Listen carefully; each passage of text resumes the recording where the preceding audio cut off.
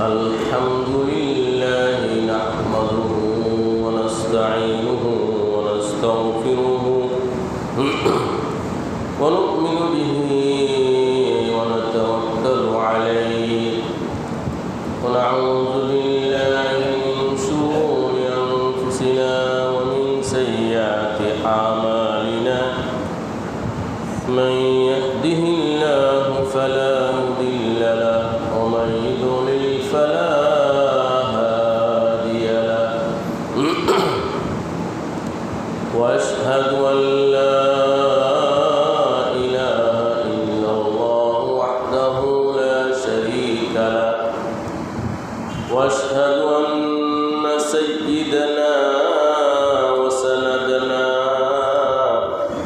ومولانا محمدا عبده ورسوله صلى الله تعالى عليه وعلى آله وأصحابه وبارك وسلم تسليما كثيرا أما بعد فأعوذ بالله من الشيطان الرجيم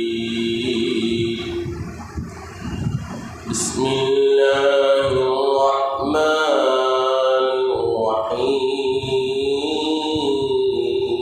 الرحيم وعباد الرحمن الذين يمشون على الأرض هونا وإذا خاطبهم الجاهلون قالوا سلاما والذين يبيتون لربهم سجدا وقياما والذين يبيتون لربهم سجدا وقياما والذين يقولون ربنا اصرف عنا عذاب جهنم إن عذابها كان غراما إنها ساءت مستقرا ومقاما والذين إذا أنفقوا لم يسرفوا ولم يقتروا وكان بين ذلك قواما والذين لا يدعون مع الله إلها آخر ولا يقتلون النفس التي حرم الله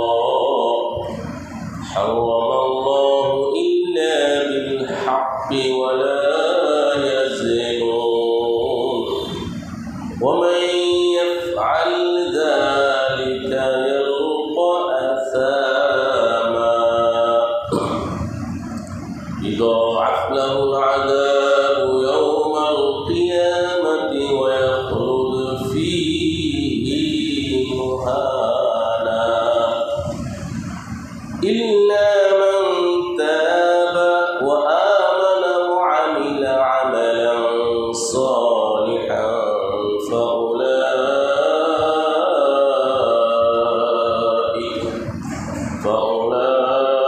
فأولئك يبدل الله سيئاتهم حسنات وكان الله غفورا رحيما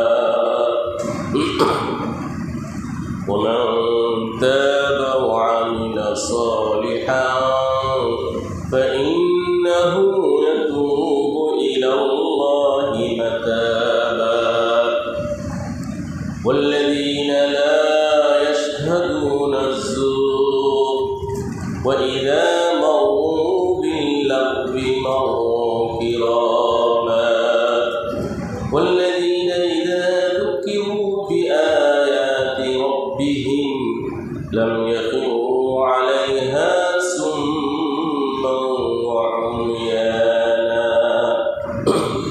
والذين يقولون ربنا هب لنا من أزواجنا وذرياتنا قرة أعين واجعلنا للمتقين إماما أولئك يجزون الغرفة بما صبروا ويلقون فيها تحية وسلاما خالدين فيها حسنت مستقرا ومقاما قل ما يعبأ بكم ربي لولا دعاؤكم فقد كذبتم فسوف يكون لزاما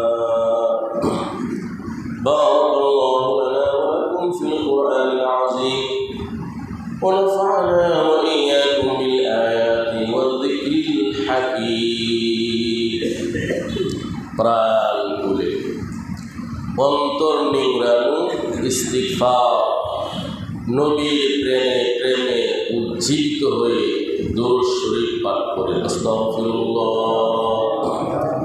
আস্তাগফিরুল্লাহাল্লাযী লা ইলাহা ইল্লা হুয়াল হাইয়ুল কাইয়্যুম ওয়া আতুবু ইলাইহি আস্তাগফিরুল্লাহাল্লাযী লা ইলাহা ইল্লা হুয়াল হাইয়ুল কাইয়্যুম ওয়া আতুবু ইলাইহি আস্তাগফিরুল্লাহাল্লাযী লা ইলাহা ইল্লা হুয়াল হাইয়ুল কাইয়্যুম ওয়া আতুবু ইলাইহি ওয়া লা হাওলা ওয়া লা কুওয়াতা ইল্লা বিল্লাহিল আলিয়্যিল আযীম اللهم صل على محمد وعلى آل محمد كما صليت على إبراهيم وعلى آل إبراهيم إنك حميد مجيد اللهم بارك على محمد وعلى آل محمد كما باركت على إبراهيم وعلى آل إبراهيم إنك حميد مجيد اللهم صل وسلم وبارك عليه اللهم افتح علينا حكمتك وانشر علينا رحمتك يا ذا الجلال والإكرام উপস্থিত সম্মানিত সুধীবৃন্দ মহানবত্যকারী দুর্যোগপূর্ণ আবহাওয়া বৃষ্টি বাদলের মাঝে দুনিয়ার শত ব্যস্ততার মাঝে আমাদেরকে যাচাই বাছাই করে আসমানি সর্বশেষ এবং সর্বশ্রেষ্ঠ মহাগ্রন্থ শাশ্বত গ্রন্থ কোরআনে কারিমের বরকতপূর্ণ তাফসিরে আসার বসার সময় দেওয়ার অংশগ্রহণ করা শুধু আল্লাহ সুবহানাহু ওয়া তাআলা আমাদেরকে ভিক্ষা দান করেছেন। আমরা খুশি না বেজার? খুশি হয়ে সবাই বলে আলহামদুলিল্লাহ, আলহামদুলিল্লাহ, আলহামদুলিল্লাহ। সুখে দুঃখে, সুস্থতা অসুস্থতা, সচ্ছলতা ও সচ্ছলতা, সফলতা ব্যর্থতা, প্রাপ্তি অপ্রাপ্তি, আনন্দ নিরানন্দ ইত্যাদি সব অবস্থায় আল্লাহর প্রশংসা করতে হবে। কার প্রশংসা করতে হবে? সম্মানিত সুধী, সুখে দুঃখে যারা আল্লাহর তারিফ, আল্লাহর স্তুতিবাদ, আল্লাহর গুণ কীর্তন, আল্লাহর প্রশংসা করে সর্বপ্রথম তারা জান্নাতে যাওয়ার অধিকার লাভ করবে। আউয়ালু মান দুআ ইলাল জান্নাহ ইয়াওমাল কিয়ামাহ আল্লাযীনা ইয়াহমাদুনাল্লাহা ফিস সাররাই ওয়াদ দাররা। হাসরের কঠিন ময়দানে তাদেরকে জান্নাতে যাওয়ার জন্য আহ্বান করা হবে যারা খেয়ে না খেয়ে, সুখে দুঃখে, সর্বাবস্থায় আল্লাহর প্রশংসায় পঞ্চমুখ ছিল। হাদিস শরীফে এসেছে, মুসিবতগ্রস্ত কোনো মানুষ যদি বিপদে পড়ে আল্লাহর প্রশংসা করে, বিশেষ করে কোনো দাম্পত্য, কোনো ফ্যামিলির যদি কোনো সন্তান মারা যায়, কোনো শিশু যদি মারা যায়, সন্তান মারা যায়, আল্লাহ সুবহানাহু ওয়া তাআলা সব জানেন। আল্লাহ সব জানেন। সব জানার পর আল্লাহ তাআলা তদন্তের জন্য ফেরেশতা প্রেরণ করেন। ফেরেশতারা আল্লাহ তাআলার কাছে গিয়ে রিপোর্ট পেশ করেন। আল্লাহ তাআলা সব জানেন। এরপর আল্লাহ তাআলা বলেন, আমার বান্দা বান্দি, আমার ওই দাম্পত্যের কলিজার টুকরা তোমরা নিয়ে আসলে, তার সন্তানটা তোমরা নিয়ে আসলে, সে কি বলেছে? ফেরেশতাগণ তত্ত্ব দেন, রিপোর্ট পেশ করেন। রব্বুল আলামিন ইন্না লিল্লাহি ওয়া ইন্না ইলাইহি রাজিউন পাঠ করেছে, সবর করেছে, ধৈর্য ধারণ করেছে, তোমার প্রতি তারা শুকরিয়া জ্ঞাপন করেছে, প্রশংসা করেছে। বলেন সুবহানাল্লাহ। আল্লাহ সুবহানাহু ওয়া তাআলা তখন বলেন, শোনো, ওই দাম্পত্যের জন্য জান্নাতের মধ্যে একটি ঘর নির্মাণ করো, জান্নাতের মধ্যে একটি বিল্ডিং নির্মাণ করো, তার নামকরণ করো বাইতুল হামদ, বাইতুল হামদ, প্রশংসা ভবন। সুবহানাল্লাহ। তাদের জন্য জান্নাতের মধ্যে একটি ঘর নির্মাণ করা হয়, ওই ঘরের নাম হলো প্রশংসা ভবন, বাইতুল হামদ।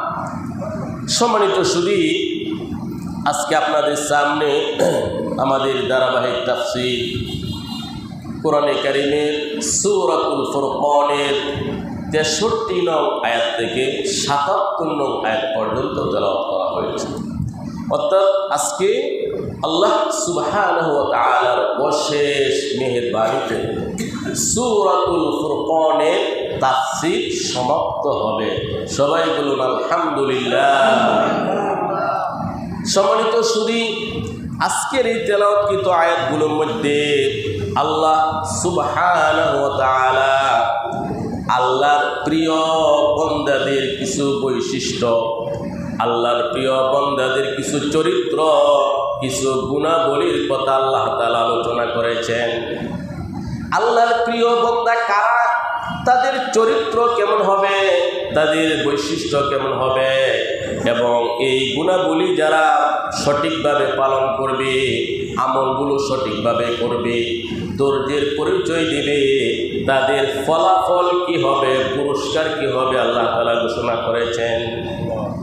চলুন আমরা সরাসরি তাফসীরে চলে যাই। আউযু বিল্লাহি মিনাশ শাইতানির রাজীম। বিসমিল্লাহির রাহমানির রাহিম।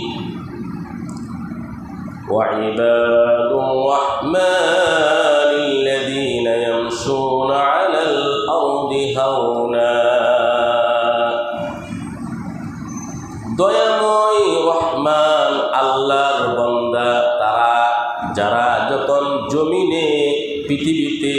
চলাচল করে, হাঁটাচলা করে, বিনয়ী হয়ে তারা চলাচল করে চলে। ওয়াইদা খাতাবাহুমুল জাহিলুনা ক্বালু সালামা।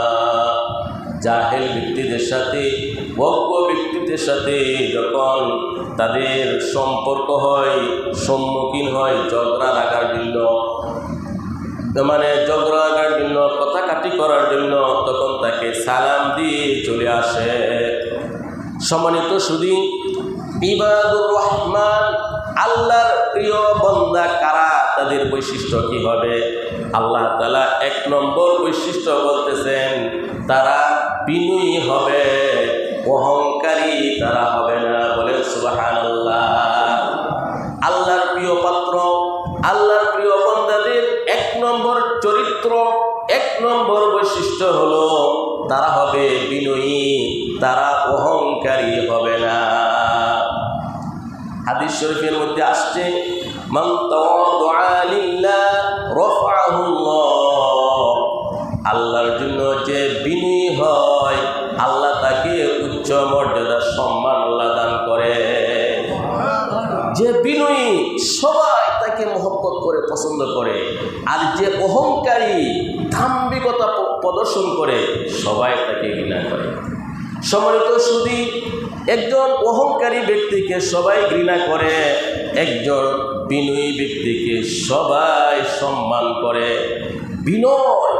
বিনয় এত বেশি, তার ব্যক্তিগত জীবনে বিনয়, পারিবারিক জীবনে বিনয়, তার গোটা জীবনটাই বিনয়, সব কিছুতে বিনয়। এমনকি সে যে চলাফেরা করে, হাঁটা চলা করে, ওই হাঁটা চলার মধ্যেও একটা বিনয়ী ভাব। সুবহানাল্লাহ। অহংকার করে, দাম্ভিকতা প্রদর্শন করে, অহংকারীদের মতো সমাজে চলাফেরা করে না। আল্লাহর জমিনে বিনীত হয়ে, বিনয়ী ভাব দিয়ে যারা চলাচল করে, তারা হলো আল্লাহর প্রিয় বান্দা। সম্মানিত প্রিয় মুসল্লিবৃন্দ, নবী করিম সাল্লাল্লাহু আলাইহি ওয়াসাল্লাম তিনি ছিলেন সবচেয়ে বড় বিনয়ী। আল্লাহর নবী সরকারে দু আলম মুহাম্মদুর রাসূলুল্লাহ সাল্লাল্লাহু আলাইহি ওয়াসাল্লাম এত বিনয়ী ছিলেন, সাহাবীদের মাঝে তিনি যখন বসা থাকতেন, আল্লাহর নবী কে, মুহাম্মদুর রাসূলুল্লাহ সাল্লাল্লাহু আলাইহি ওয়াসাল্লাম কে, তা বুঝাই দিত না। বুখারী শরীফে এসেছে, এক ব্যক্তি এসে বলল, নবী করিম সাল্লাল্লাহু আলাইহি ওয়াসাল্লাম মসজিদে নববীতে বসা, সাহাবায়ে কেরামের মাঝে হেলান দিয়ে বসা। এক ব্যক্তি উট দিয়ে আসলো, উট তার বেঁধে ফেললো, মজলিসে গিয়ে বলল, আইয়ুকুম মুহাম্মদ, আইয়ুকুম মুহাম্মদ সাল্লাল্লাহু আলাইহি ওয়াসাল্লাম, তোমাদের মাঝে মুহাম্মদ ব্যক্তিটি কে? চিনতে পারে নাই। তখন সাহাবীরা বললেন, এই যে সাদা, দবদবে সাদা, হেলান দিয়ে বসা, তিনি মুহাম্মদুর রাসূলুল্লাহ সাল্লাল্লাহু আলাইহি ওয়াসাল্লাম। নবী করিম সাল্লাল্লাহু আলাইহি ওয়াসাল্লামের এত মর্যাদা, আল্লাহর পরে যার মাকাম, নবী থেকে শুধু আল্লাহ বড়। এত মহান ব্যক্তি, এত বেশি বিনয়ী ছিলেন। বুখারী শরীফের হাদিসে আসছে, নবীজি বলেন, খায়রুকুম খায়রুকুম লি আহলিহি ওয়া আনা খায়রুকুম লি আহলি। আল্লাহ নবী বলেন, হে আমার উম্মত, তোমাদের মধ্যে শ্রেষ্ঠ তারা, তোমাদের মধ্যে শ্রেষ্ঠ তারা, ভালো তারা যারা নিজের ফ্যামিলির কাছে ভালো। সুবহানাল্লাহ। আমি ভালো, আপনি ভালো, মানদণ্ড কি, স্কেল কি? সরকারে দু আলম মুহাম্মদুর রাসূলুল্লাহ সাল্লাল্লাহু আলাইহি ওয়াসাল্লাম বলেন, ফ্যামিলির কাছে যে ব্যক্তি ভালো, নিজের জীবন সঙ্গিনী, নিজের সহধর্মিনী, নিজের বিবি স্ত্রীর কাছে যে ভালো, সে আসলেই ভালো, শ্রেষ্ঠ মানুষ। আল্লাহ নবী বলেন, ওয়ানা খায়রুকুম লি আহলি, আমি আমার স্ত্রীর কাছে শ্রেষ্ঠ। সুবহানাল্লাহ। সম্মানিত শুধু আমরা কি সবাই বলতে পারবো আমার স্ত্রীর কাছে আমি শ্রেষ্ঠ, আমার বিবি আমাকে ভালো বলবে? বলতে পারবো? আমার ভয় লাগে। কারণ আমরা তো এত ভালো এখন হতে পারি নাই। বুখারী শরীফের হাদিসে এসেছে, কানা ইয়াকুনু ফি মিহনাতি আহলিহি, এত মহান নবী, এত ব্যস্ততা, এরপরেও বাসার মধ্যে নবীজি গিয়ে নিজের হাতে জুতায় সেলাই করতেন, জুতা পরিষ্কার করতেন, কাপড় তালি দিতেন, কাপড় সেলাই করতেন, বকরির দুধ দোহন করতেন, পাক শাকের কাজে সহযোগিতা করতেন। নবী করিম সাল্লাল্লাহু আলাইহি সাল্লাম ফ্যামিলির কাজে সহযোগিতা করতেন। সুবহানাল্লাহ, এত বেশি বিনয়ী ছিলেন। আমরা কি ফ্যামিলির কাজে সহযোগিতা করি? ফ্যামিলির সাথে বিনয় দেখায়, বিনীত হওয়া এটা অনেক বড় একটা বৈশিষ্ট্য, একটা গুণ। সম্মানিত সুধী, আল্লাহ রাব্বুল আলামিন এরপরে বলেন, والذين يمشون على الأرض هونا وإذا خاطبهم الجاهلون قالوا سلاما। জাহেল কাকে বলে? জাহেল শব্দের অর্থ অপরিণামদর্শী। একজন আলেম জাহেল হতে পারে, একজন শিক্ষিত ব্যক্তি জাহেল হতে পারে। জাহেল বলা হয় যার পরিণাম জানা নাই। এই পাপ করলে, গুনাহ করলে পরিণাম কি হবে জানা নাই, তাকেই বলা হয় কি? জাহেল। দেখেন আল্লাহ তাআলা বলেন, জাহেল ব্যক্তি, অজ্ঞ ব্যক্তি ঝগড়ার জন্য আসে। তখন ইমানদার ব্যক্তি, আল্লাহর প্রিয় ব্যক্তি বলে, ভাই তোমার সাথে আমি ঝগড়া করব না, আসসালামু আলাইকুম, সালাম দিয়ে চলে আসে, ঝগড়ার মধ্যে লিপ্ত হয় না। তারা হলো আল্লাহর প্রিয় বান্দা। বলেন সুবহানাল্লাহ। এরপর আল্লাহ তাআলা বলেন, والذين يبيتون لربهم سجدا وقياما। আল্লাহর প্রিয় বান্দাদের আরেকটি বৈশিষ্ট্য হলো তাহাজ্জুদের নামাজ তারা পড়ে। বলে সুবহানাল্লাহ। তারা রাত্রের যাপন করে, রাত্র কাটায় আল্লাহর উদ্দেশ্যে সিজদা করে এবং নামাজের মধ্যে দাঁড়িয়ে والذين يبيتون لربهم سجدا وقياما। আল্লাহর প্রিয় বান্দা তারা যারা রাত্র যাপন করে আল্লাহকে সিজদা দিয়ে, সিজদারত অবস্থায় নামাজের মধ্যে দাঁড়িয়ে অর্থাৎ তাহাজ্জুদের নামাজে অভ্যস্ত। সুবহানাল্লাহ।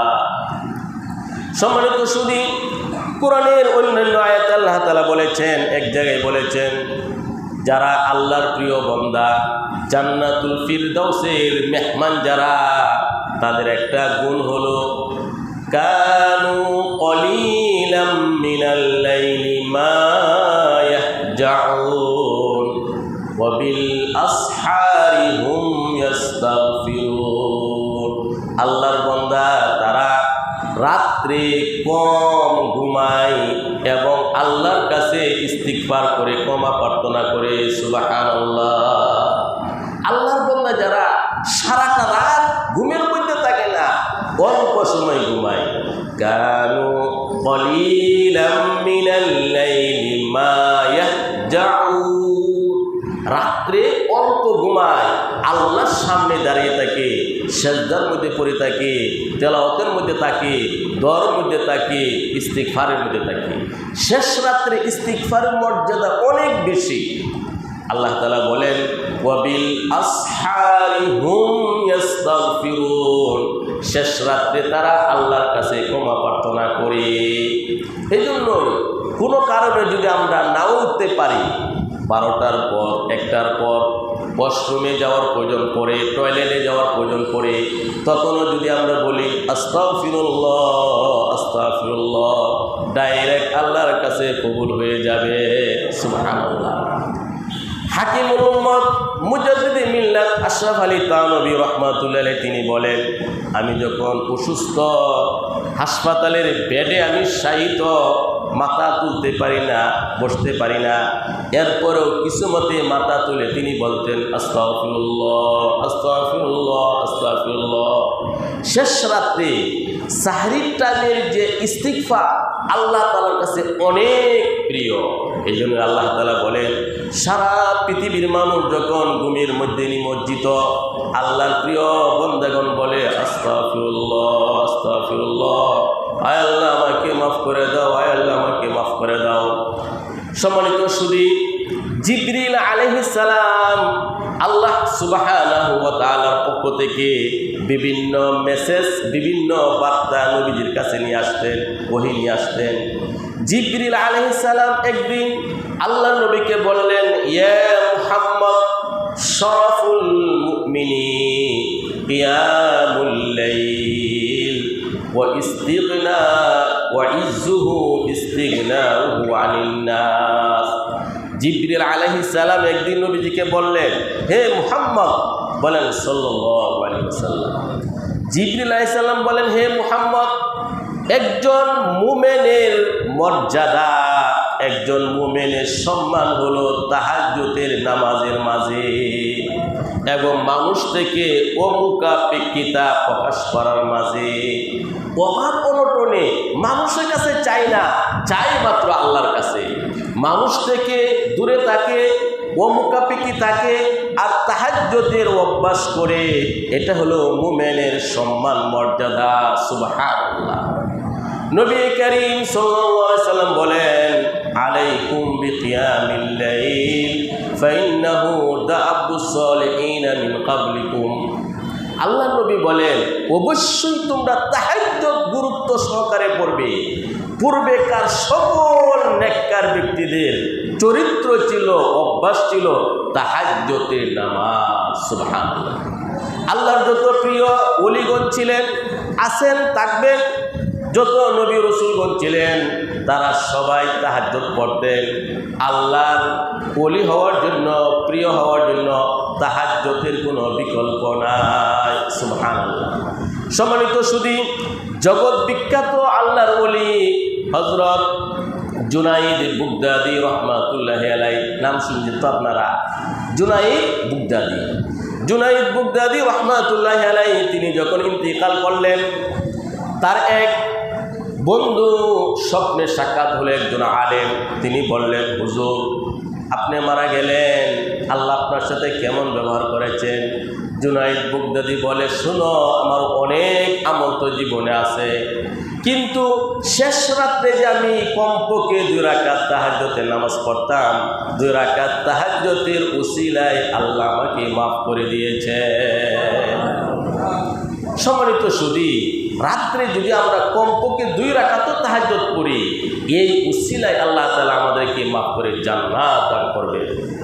আল্লাহ সুবহানাহু ওয়া তাআলা বলেন, ওয়াল্লাযীনা ইয়াবিতুনা লিরাব্বিহিম সুজদান ওয়া কিয়ামা।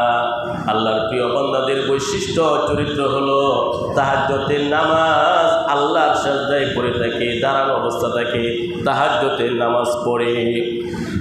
এরপর আল্লাহ তাআলা বলেন, আল্লাহর প্রিয় বান্দাদের আরেকটি গুণ হলো, ওয়াল্লাযীনা ইয়াকুলুনা রব্বানা আসরিফ আন্না আযাব জাহান্নাম ইন্না আযাবাহা কানা গারামা।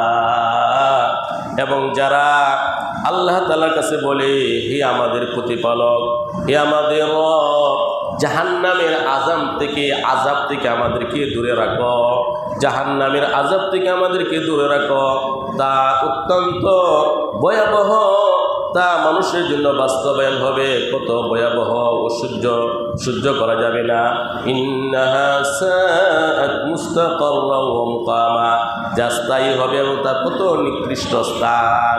সার কথা হলো, আল্লাহর প্রিয় বান্দা যারা জাহান্নাম থেকে আল্লাহর কাছে আশ্রয় চায়। কার কাছ থেকে আশ্রয় চায়? জাহান্নাম, দুজক থেকে আল্লাহর কাছে আশ্রয় চায়। আয় আল্লাহ, জাহান্নামের আগুন আমি সহ্য করতে পারবো না। সম্মানিত শুধু বুখারী শরীফের হাদিসে এসেছে, স্বয়ং জাহান্নাম আল্লাহর কাছে আবেদন করলো, ইশতাকাতিন নারু ইলা রাব্বিহা রব্বি আকালা বাজি বাদন। জাহান্নামে আল্লাহর কাছে বলে, অভিযোগ করে, রব্বুল আলামিন, আমি জাহান্নাম এত বেশি হিট, এত বেশি গরম হয়ে গেছি, আমি তো আর সহ্য করতে পারতেছি না। রব্বুল আলামিন, আমি জাহান্নাম এত বেশি গরম হয়ে গেলাম, নিজেই সহ্য করতে পারতেছি না, একটু নিঃশ্বাস ছাড়ার অনুমতি দেন। আল্লাহ বলেন, একটি নিঃশ্বাস ছাড়ো। জাহান্নামে একটা নিঃশ্বাস ত্যাগ করে গ্রীষ্মকাল শুরু হয়ে যায়। জাহান্নামের আরেকটা অংশ হলো খুব ঠান্ডা। ওই ঠান্ডা অংশ বলে, রব্বুল আলামিন এত বেশি ঠান্ডা হয়ে গেলাম, আমি নিজেই সহ্য করতে পারতেছি না, একটি নিঃশ্বাস ছাড়ার অনুমতি দেন। জাহান্নামের ঠান্ডা অংশ থেকে নিঃশ্বাস ত্যাগ করে শীতকাল শুরু হয়ে যায়। এই যে গ্রীষ্ম গরম, এই যে শীতকাল, ঠান্ডা গরম, জাহান্নামের একটি অংশ। হাদিস শরীফে এসেছে, কোনো ব্যক্তি যদি 3 বার আল্লাহর কাছে বলে, আয় আল্লাহ, আমি জাহান্নাম থেকে আশ্রয় চাই, জাহান্নাম থেকে আশ্রয় চাই, জাহান্নাম থেকে আশ্রয় চাই, স্বয়ং জাহান্নাম আল্লাহর কাছে বলে, আয় আল্লাহ, তোমার বান্দা আমার থেকে আশ্রয় চাই, তুমি তাকে আশ্রয় দিয়ে দাও। সুবহানাল্লাহ। কোনো ব্যক্তি যদি জান্নাত আল্লাহর কাছে চায়, জান্নাত বলে আল্লাহর কাছে, হে আল্লাহ, সে আমার কাছে আসতে চাইতেছে, তাকে আমার মধ্যে স্থান করে দাও। তো আল্লাহর প্রিয় বান্দাদের একটি বৈশিষ্ট্য হলো জাহান্নাম থেকে আল্লাহর কাছে আশ্রয় চাওয়া। আল্লাহর বান্দাদের আরেকটি বৈশিষ্ট্য হলো যখন ব্যয় করে, খরচ করে, অপব্যয় করে না এবং কৃপণতাও করে না। আল্লাহর বান্দাদের একটা বৈশিষ্ট্য, যখন সে ব্যয় করবে, অপব্যয় করে না, কৃপণতা করে না, এর মাঝামাঝি চলে। এটা হলো আল্লাহর প্রিয় বান্দাদের একটা বৈশিষ্ট্য। বলে সুবহানাল্লাহ। والذين إذا أنفقوا لم يسرفوا ولم يقتروا وكان بين ذلك قواما। যারা ব্যয় করে তখন অপচয় করে না, কৃপণতা করে না, এর মাঝে মিত ব্যয়ী হয়, তারা হলো আল্লাহর প্রিয় বান্দা। সুবহানাল্লাহ। অনেক মানুষের স্বভাব, পকেট বড়, হিসাব ছাড়া খরচ করে, আবার যখন পকেট খালি ঋণ করে তখন মানুষের কাছে অপদস্থ হয়। এটা মুমিনের বৈশিষ্ট্য না। মুমিনের বৈশিষ্ট্য হিসাব করে করে ব্যয় করবে, অপচয় করবে না, অপব্যয় করবে না, কৃপণ হবে না, এর মাঝে মিত ব্যয় হবে। এটা হলো আল্লাহর প্রিয় বান্দাদের একটা বিশেষ গুণ। বলেন সুবহানাল্লাহ। এরপর আল্লাহ তাআলা বলেন, আল্লাহর বান্দাদের গুণ হলো ওয়াল্লাযীনা লা ইয়াদউনা মা'আল্লাহি ইলাহান আখারা ওয়া লা ইয়াকতুলুনা আন-নাফসা আল্লাতী হারামাল্লাহু ইল্লা বিল হাক্কি ওয়া লা ইয়াজনুন। যারা আল্লাহর সাথে কাউকে ডাকে না, শিরিক করে না, অন্যায়ভাবে মানুষকে হত্যা করে না, জিনা করে না। আল্লাহ সুবহানাহু ওয়া তাআলা আল্লাহর প্রিয় বান্দাদের গুণ বলতেছেন, আল্লাহর প্রিয় বান্দা তারা যারা আল্লাহর সাথে শরীক করে না এবং অন্যায়ভাবে কোনো মানুষকে হত্যা করে না, জিনা ব্যভিচারে লিপ্ত হয় না। وَمَن يَفْعَلْ ذَلِكَ يَلْقَى أَثَامًا।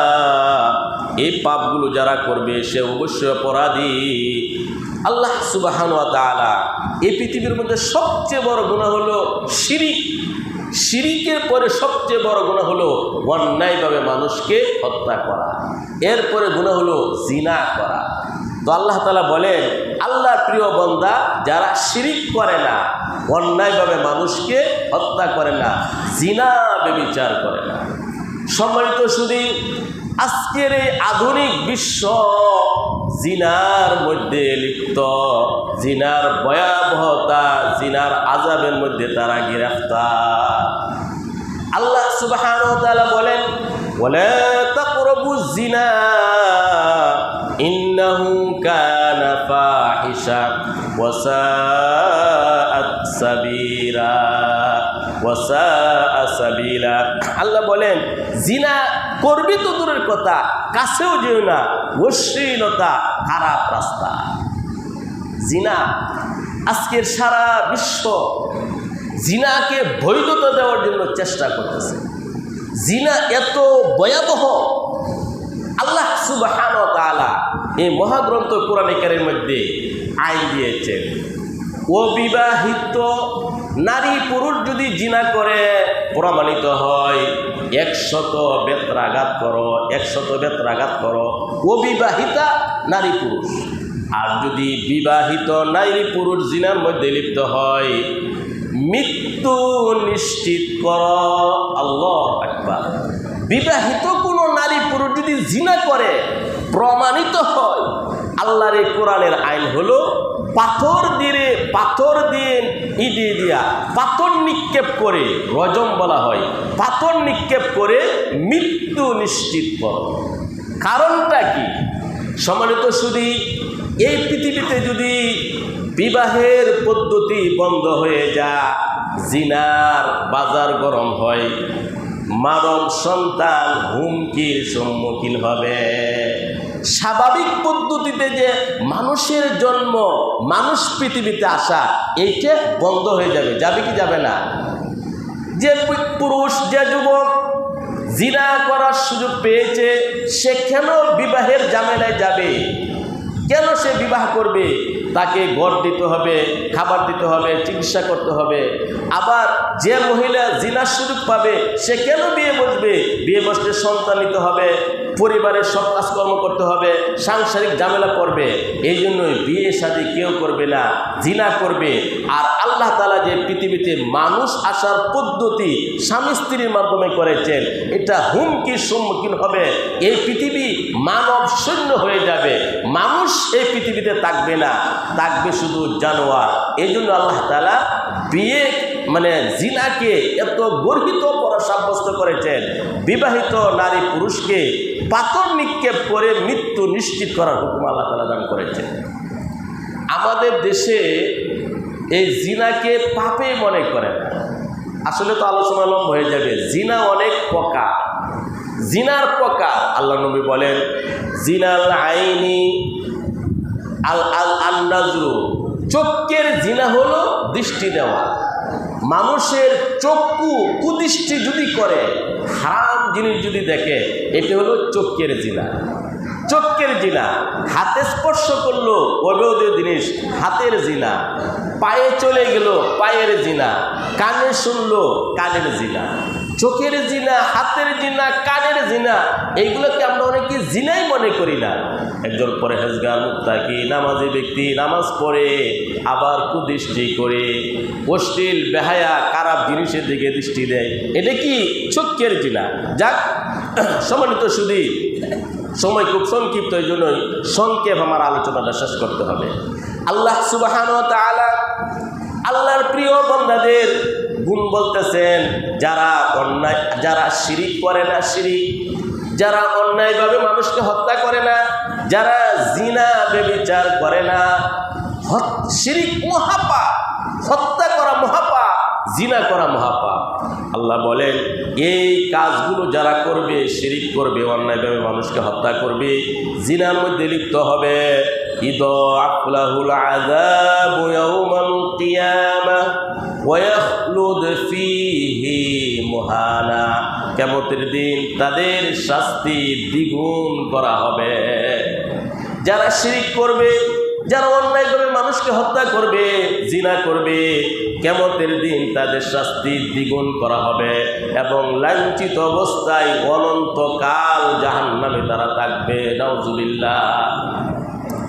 সম্মানিত সুধী, সবচেয়ে বড় গুনাহ শিরিক, এরপরে মানুষকে হত্যা করা, এরপরে জিনা করা। আল্লাহ তাআলা এত বড় দয়ালু, আল্লাহর দয়ার কোনো সীমা নাই।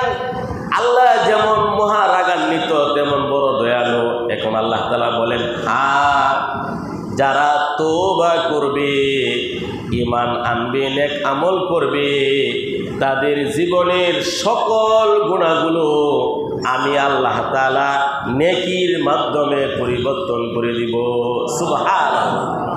আল্লাহ বলেন, ইল্লা মান তাবা ওয়া আমানা ওয়া আমিলা আমালান সালিহান ফাউলাইকা ইউবাদদিলুল্লাহু সাইয়্যাতিহিম হাসানাত। আল্লাহ সুবহানাহু ওয়া তাআলা বড় বড় গুনার আলোচনা করলেন। এখন আল্লাহ বলেন, তবে যারা তওবা করবে, কাঠিভাবে ঈমান আনবে, নেক আমল করবে, আমি আল্লাহ তাআলা তাদের জীবনের সকল গুনাহগুলো নেক আমলের দ্বারা, হাসানার দ্বারা আমি পরিবর্তন করে দিব। ওয়া কানা আল্লাহু গফুরার রহিমা, আল্লাহ তাআলা অত্যন্ত ক্ষমাশীল, মহাদয়ালু। ومن تاب وعمل صالحا فإنه يتوب إلى الله متابا, যে তওবা করে নেক আমল করে সে তো আল্লাহর দিকে পুরো পরিপূর্ণ মুতাওয়াজ্জিহ হলো, চলে গেল।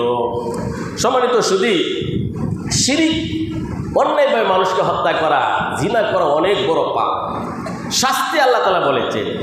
এরপর আল্লাহ অফার দিয়েছেন, হ্যাঁ, খাঁটিভাবে কেউ যদি তওবা করে, নেক আমল করে, ঈমান আনে, আমি আল্লাহ তাআলা তার জীবনের সকল গুনাহগুলোকে নেক আমলের দ্বারা পরিবর্তন করে দিন। আল্লাহর অফার, কার অফার?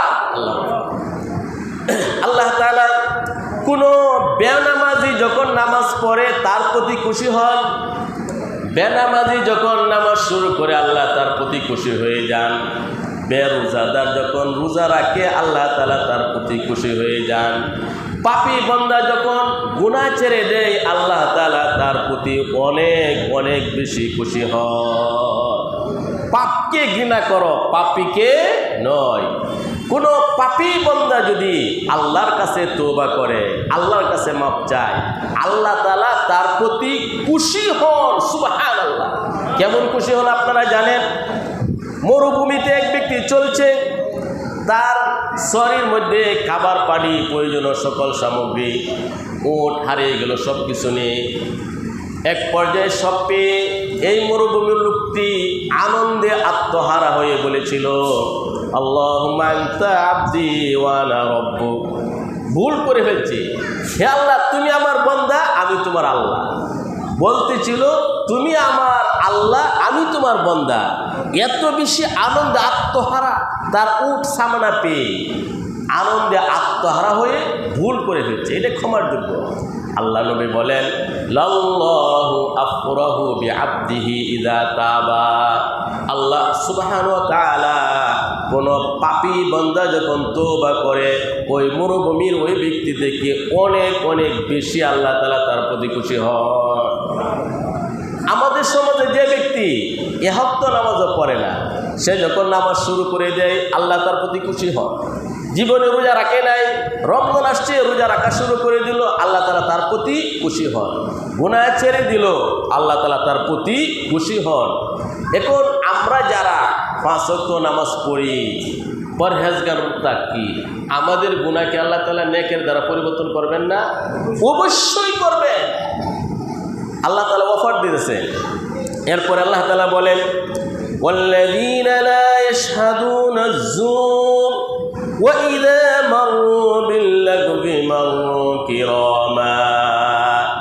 আল্লাহর প্রিয় বান্দাদের একটি গুণ হলো মিথ্যা সাক্ষী দেয় না, মিথ্যা সাক্ষী দেয় না। সুবহানাল্লাহ।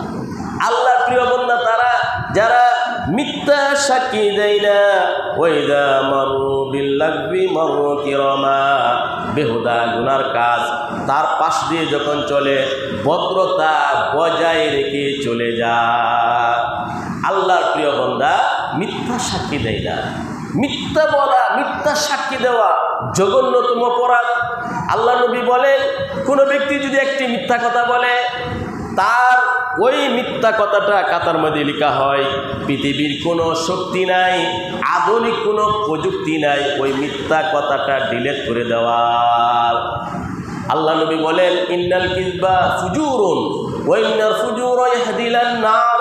একটি মিথ্যা কথা পাপ, আর এই পাপটা টেনে টেনে টেনে টেনে তাকে জাহান্নামে নিয়ে যায়। ওয়া ইন্নাস সিদকা বিররুন ওয়া ইন্নাল বিররা ইয়াহদি ইলাল জান্নাহ। একটি সত্য কথা বলা নেক, আর এই নেক আমলটা টেনে টেনে তাকে জান্নাতে নিয়ে যায়। সুবহানাল্লাহ। এই জন্যই মুমিন বান্দা মিথ্যা বলতে পারে না, মিথ্যা সাক্ষী দিতে পারে না। আমাদের এই সমাজের কি অবস্থা, কোর্ট কাছারিতে মিথ্যা সাক্ষী দেয়, মিথ্যা কথা বলে ওই সামান্য দুনিয়ার বস্তুর জন্য। আল্লাহর প্রিয় বান্দাদের একটি গুণ হলো লা ইয়াশহাদুনা যুর, মিথ্যা সাক্ষী দেয় না। এরপরে আল্লাহর বান্দাদের প্রিয় বান্দাদের একটি গুরুত্বপূর্ণ চরিত্র হলো নিজের ছেলে সন্তান, মেয়ে সন্তান, নিজের সন্তানাদি, নিজের স্ত্রী, নিজের ফ্যামিলির জন্য আল্লাহর কাছে দোয়া করে। বলে সুবহানাল্লাহ। আল্লাহর প্রিয় বান্দা তাদের একটা গুণ হলো নিজের ছেলে মেয়ে সন্তানাদি, নিজের পত্নী স্ত্রী, তাদের জন্য আল্লাহর কাছে দোয়া করে, আয় আল্লাহ আমার সন্তানাদিকে নেককার বানায় দাও, আমার স্ত্রীকে নেককার বানায় দাও। আল্লাহ বলেন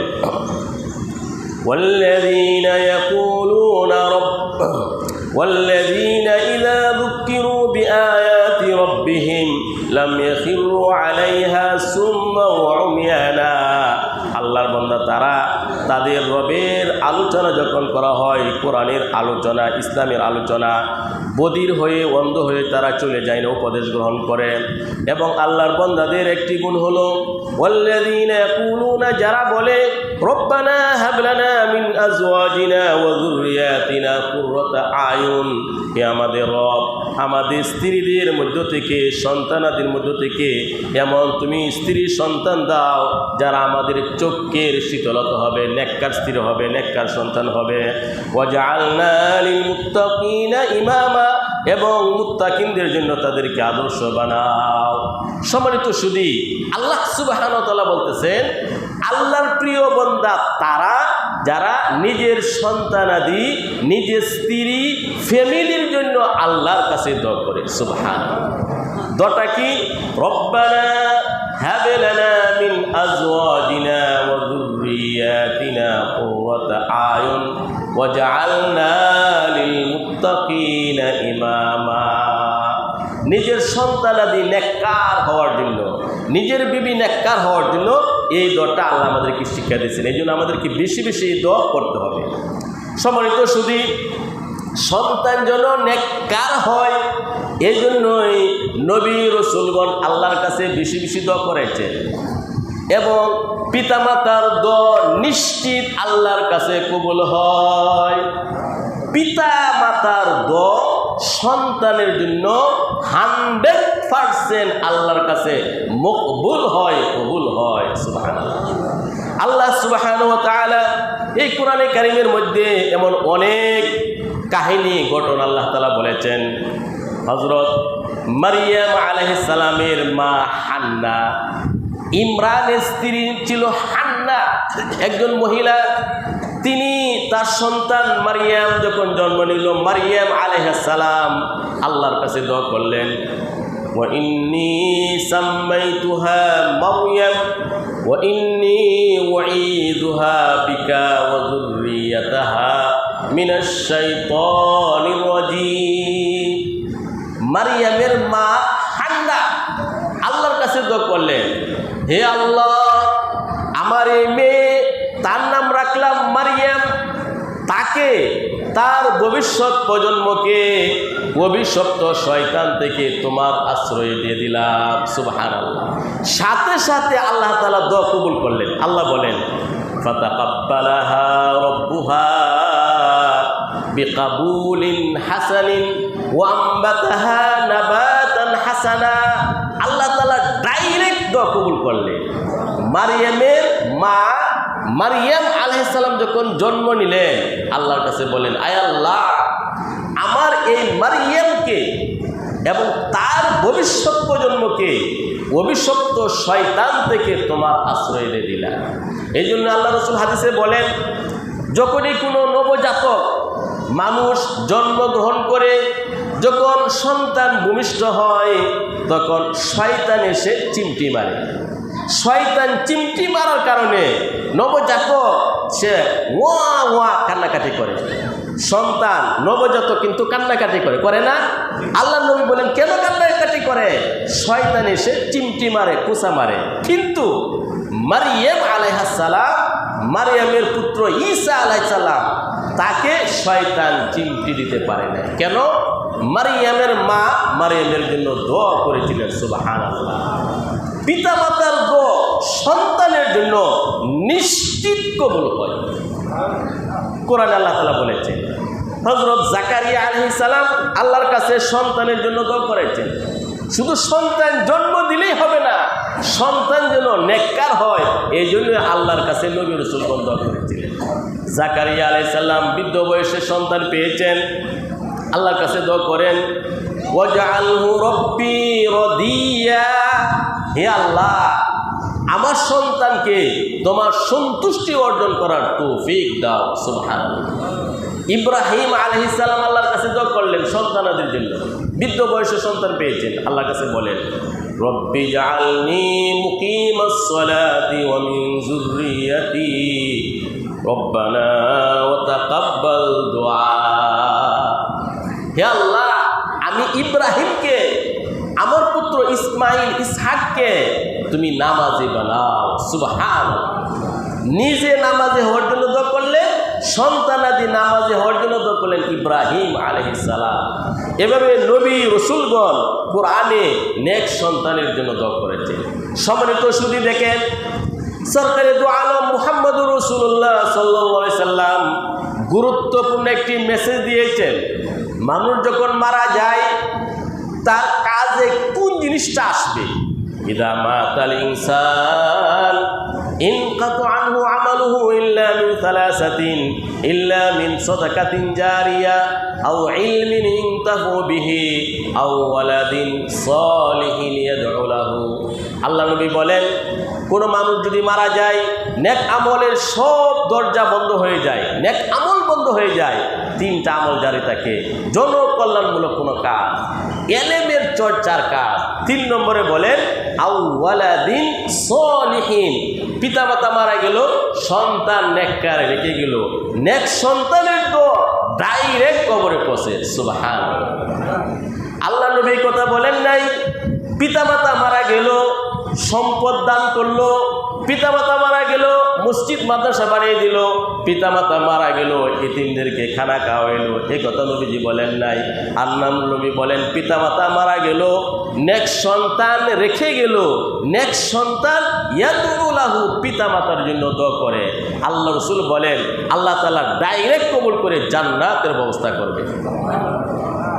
মসজিদ মাদ্রাসা দান করলে সব হবে, এতিমদেরকে খাওয়াইলে সব হবে, কিন্তু কোনো দাম্পত্যের সন্তান যদি পিতামাতার জন্য দোয়া করে ডাইরেক্ট কবরে পৌঁছে। এই জন্যই নেক সন্তানের কথা আল্লাহ নবী বলেছেন। তো আমরা সবাই বেশি বেশি দোয়া করব। এখন আল্লাহ সুবহানাহু ওয়া তাআলা অনেকগুলো বৈশিষ্ট্যের কথা, আল্লাহর প্রিয় বান্দাদের অনেক বৈশিষ্ট্যের কথা বলেছেন, যারা জমিনের মধ্যে বিনয়ী হয়ে চলে, ঝগড়া বিবাদ করে না, তাহাজ্জুদ পড়ে, জাহান্নাম থেকে আশ্রয় চায়, যখন ব্যয় করে মিতব্যয়ী হয়, শিরিক করে না, অন্যায়ভাবে মানুষকে হত্যা করে না, জিনা করে না এবং মিথ্যা সাক্ষ্য দেয় না, অশ্লীল কাজ দিয়ে যখন চলে, বিনয়ী হয়ে চলে, আল্লাহর উপদেশ গ্রহণ করে, সন্তানাদি স্ত্রীর জন্য আল্লাহর কাছে দোয়া করে, আল্লাহ এখন পুরস্কার ঘোষণা করতেছেন। উলাইকা ইউজাউনাল গুরফাতা বিমা সাবারু ওয়া ইউলাকাউনা ফিহা তাহিয়াতাও ওয়া সালামা। ওই সমস্ত ব্যক্তিবর্গকে যারা ওই সমস্ত গুণে গুণান্বিত, তাদেরকে সুউচ্চ কক্ষ দান করা হবে, সর্বশ্রেষ্ঠ জান্নাতুল ফিরদাউস তাদেরকে দান করা হবে। বিমা সাবারু, তারা যে ধৈর্যের পরিচয় দিয়েছিল, এই জন্য এই আমলগুলো করলে কিন্তু ধৈর্য লাগবে। কি লাগবো? সবর, ধৈর্য লাগবো। তো আল্লাহ তাআলা বলেন ধৈর্যশীল হওয়ার কারণে, এই আমলগুলো করার কারণে সুউচ্চ কক্ষ জান্নাতুল ফিরদাউস আল্লাহ এদেরকে দান করবেন। ওয়া লাকাউনা ফিহা তাহিয়াতাও ওয়া সালামা, অভিবাদন এবং সালামের মাধ্যমে এদেরকে শুভেচ্ছা স্বাগতম জানানো হবে। খালিদিনা ফিহা, অনন্তকাল তারা জান্নাতের মধ্যে থাকবে। হাসুনাত মুস্তাকাররাও ওয়া মুকামা, স্থান হিসাবে, জায়গা হিসাবে কত শ্রেষ্ঠ স্থান জান্নাত। সুবহানাল্লাহ। যারা ধৈর্যের পরিচয় দিবে, তাহাজ্জুদ করলে ধৈর্য লাগবে, দান খায়রাত করলে ধৈর্য লাগবে এবং গুনাহ থেকে বাঁচার জন্য ধৈর্য লাগবে, ধৈর্য হলো একটা বড় শক্তি। ধৈর্য কি? ইমামে আজম আবু হানিফা রহমাতুল্লাহি আলাইহি অনেক বড় ধৈর্যশীল ছিলেন। ইমামে আজম আবু হানিফা রহমাতুল্লাহি আলাইহি, ওনার কাছে এক ব্যক্তি আসলো। ইমামে আজম আবু হানিফা রহমাতুল্লাহি আলাইহি সারাটা রাত ইবাদত বন্দেগী করতে। দুপুরের পরে বিশ্রাম করা এটা একটা সুন্নত কাইলুল্লাহ। দুপুরের পরে একটু বিশ্রামে গেলে এক ব্যক্তি দরজায় এসে নক করলো, ডাকলো, উঠলেন, বললেন কেন আসছো? বললো যে হুজুর একটা মাসলার জন্য। বলো। তো ভুলে গেছি। ইমামে আজম আবু হানিফা রাগ করলেন না, বললেন ঠিক আছে, মানে ধৈর্য কাকে বলে? তোমার যখন স্মরণ হয় আবার আসবে। ইমামে আজম আবার বিশ্রামে গেলেন। একটু পর আবারও লোকটা আসলো, এসে আবার দরজা নক করলো। ইমামে আজম ঘুম থেকে উঠলেন, বললেন বলো কি? তো হুজুর আবারও ভুলে গেছি। আবার কি? কিন্তু ইমামে আজম রাগ করলেন না, কত ধৈর্যশীল। বললেন যখন স্মরণ হয় তুমি আসছো। আবারও বিশ্রামে গেলেন, একটু পর আবারও এসে দরজা নক করলো, বললো কি ব্যাপার, বলো কি মাসলা? হুজুর এখন স্মরণ হয়েছে। মাসলাটা কি? মাসলাটা হলো মানুষ যখন মল ত্যাগ করে, পায়খানা করে, তিতা না মিষ্টি? মানুষের মল তিতা না মিষ্টি? এটা হলো ফসল। ইমামে আজম রাগ করলেন না, বললেন শোনো, মানুষ যখন মল ত্যাগ করে তখন তো মিষ্টি থাকে, শুকিয়ে গেলে এটা তিতা হয়ে যায়। রাগ করলেন না। আরেকদিন ইমামে আজম আবু হানিফাকে ধৈর্য কাকে বলে এক ব্যক্তি টিটকারিমূলক বলল যে হে ইমাম আবু হানিফা, তোমার মাকে আমি বিয়ে করতে চাই, বিয়ে দিবে আমার কাছে? আহা, জগৎ বিখ্যাত আলেম, তিনি রাগ করলেন না, তিনি ভিতরে গেলেন। ভিতর থেকে এসে দেখেন এই লোকটা কাঁপতে কাঁপতে জমিনে পড়ে মারাই গেল। সুবহান। আবু হানিফা তখন বলেছিলেন, ইমামে আজম আবু হানিফা, কাতালাহু সবরি, কাতালাহু সবরি, আমার ধৈর্য তাকে হত্যাই করে ফেললো। ধৈর্য এত বড় ভুল। এই জন্য আল্লাহ তাআলা কোরআনে কি বলেছেন? ইয়া আইয়ুহাল্লাযীনা আমানুস্তাঈনু বিস-সাবরি ওয়াস-সালাহ, হে ঈমানদারগণ, ধৈর্যের মাধ্যমে, সালাত নামাজের মাধ্যমে আল্লাহর কাছে সাহায্য চাও।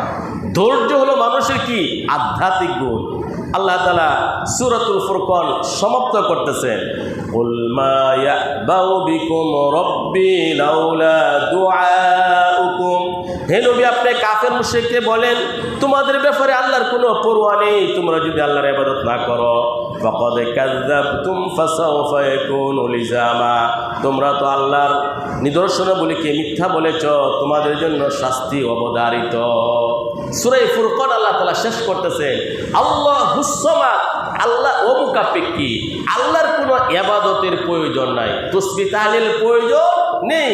আল্লাহ তো এগুলো থেকে অমুখাপেক্ষী, তো আল্লাহর ইবাদত কেউ না করলে আল্লাহর কোনো আসে যায় না, কিন্তু যারা করবে না তাদের জন্য শাস্তি অবধারিত। সম্মানিত সুধীবৃন্দ, আল্লাহ সুবহানাহু ওয়া তাআলার অশেষ মেহেরবানিতে সূরাতুল ফুরকানের সংক্ষিপ্ত তাফসীর এখানে শেষ হলো। সবাই বলুন আলহামদুলিল্লাহ। আগামী সপ্তাহে সূরাতুশ শুআরা তাফসীর এর শুরু হবে। আল্লাহ তাআলা আমাদের সবাইকে আজকের এই আলোচনার উপর আমল করার তৌফিক দান করুন, আমিন। সুবহানাল্লাহি বিহামদিহি, সুবহানাকাল্লাহুম্মা বিহামদিক, আশহাদু আল্লা ইলাহা ইল্লা আনতা, আস্তাগফিরুকা ওয়া আতুবু ইলাইক।